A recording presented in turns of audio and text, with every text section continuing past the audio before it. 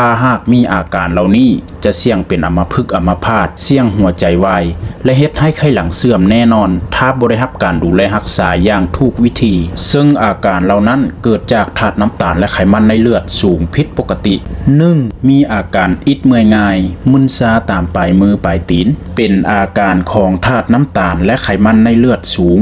2. มีอาการปวดหัวข้างเดียวเรื้อรังเจ็บหัววินหัวคลื่นไส้อาเจียนปวดหรือมึนชาตามการคอบาไหล่ซึ่งเป็นสัญญาณเตือนของไขมันในกระแสเลือดสูงเสี่ยงเฮ็ดให้เส้นเลือดในสมองตีบตันและเฮ็ดให้เส้นเลือดแตกได้ซึ่งเป็นสาเหตุที่เฮ็ดให้เป็นอัมพฤกษ์อัมพาต 3. หายใจฟืดหายใจบ่อิ่มร่วมกับมีอาการมึนงงซึ่งเป็นอาการของหลอดเลือดในหัวใจตีบไขมันฟอกหัวใจเฮ็ดให้หัวใจวายและอันตรายถึงแก่ชีวิตได้สำหรับไผที่กำลังพบอยู่ในปัญหาเหล่านี้แล้วกินยามาหลายอย่างปิ้นปัวมาหลายวิธีแต่ก็บ่ดีบ่เซาบ่อยากกินยาไปตลอดชีวิตให้ไตเสื่อมไตพังทางเฮาขอแนะนำสมุนไพรชนิดนี้ซึ่งเป็นสมุนไพรที่นำเข้าจากสหรัฐอเมริกาผลิตจากโรงงานที่ผ่านมาตรฐานสากลมีฤทธิ์ช่วยในการลดธาตุน้ำตาลและไขมันในกระแสเลือดอย่างมีประสิทธิภาพและปลอดภัยช่วยลดธาตุน้ำตาลในกระแสเลือดให้อยู่ในเกณฑ์ปกติ